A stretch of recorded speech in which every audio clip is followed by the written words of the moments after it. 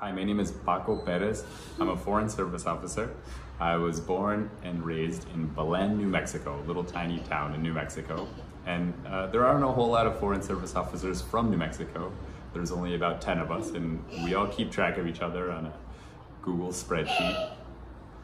I'm here with my daughter today. She's 3 years old, and she's helping me make this video. Say hi.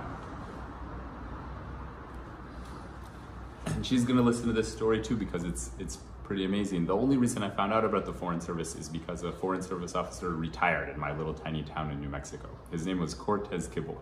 And I'll never forget, he gave me the snail mail address for the Foreign Service. And I wrote a letter to the Foreign Service, and I got a reply, and it said you had to be 21 years old to take the test.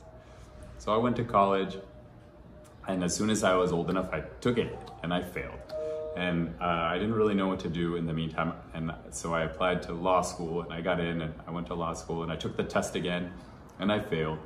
And it wasn't until the third time that I took it that I finally passed. But as soon as I did, my life totally changed, and I started moving around the world. First to Washington, D.C., where I was a student at FSI. And I will never forget, FSI to me was like Professor Xavier's Academy. And there were all these gifted people everywhere learning languages and cultures and how to explain US values. It was a pretty amazing time. And then after FSI, I was sent to my first assignment, which was in Matamoros, Mexico. And it was the height of the cartel violence, 2009. And the Zetas against the Gulf Cartel were having it out right in our backyards. And it was pretty scary, but it wasn't that bad. The food was really good, and I had a good time. And so after Matamoros, I actually met my wife, who's Dominican American. Her and I got married. We met actually just before. She was 1A100 class apart from mine, and we were able to serve together after that in Dominican Republic, of all places. So it was a really neat experience to live and work together. And it was like a 2-year honeymoon. And from there we bid together, and we tried to go anywhere in the world together, and we didn't really get anything abroad. And they said, go back to Washington, D.C., where there's tons of jobs. So we went back to Washington. We got really cool assignments in D.C. I was in the operations center, and she was working on the European Union desk. And out of there, we got assigned to Cotonou, Benin in West Africa, which was amazing because we got to learn French. And I think that's one of the real benefits of coming from a Latino household. She had spoken Spanish already. She had already spoken some French.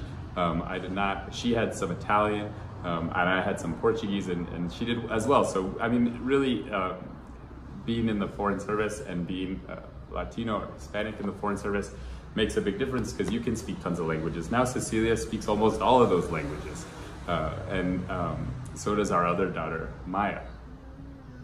So after we did 2 years in West Africa, which we love, and I have to say is probably my favorite assignment thus far, just because of everything that we learned and saw and got to experience. We went to Panama, and we were in Panama for 3 years, which was really nice too, closer to home, and a really good experience. I got to be the public affairs officer in both of those places. And today, in our next assignment after Panama, I'm in Rio de Janeiro. I'm the public affairs officer again, which is really, in my eyes, the coolest job in the embassy and the consulates, because you get to meet all the musicians, all the artists, all the journalists, and you really do get to have some amazing friendships. The moral of the story that I want to share with you all is just that if I can do it, you can do it too. So, if you take the test and at first you don't succeed, just take it again. It's totally free, you got nothing to lose. It really has been an amazing career, and one that I think we need more representation from the Latino community. So I hope this is helpful to you. And Cecilia now is going to say adios. Can you say adios? Ciao. Thank you. Bye.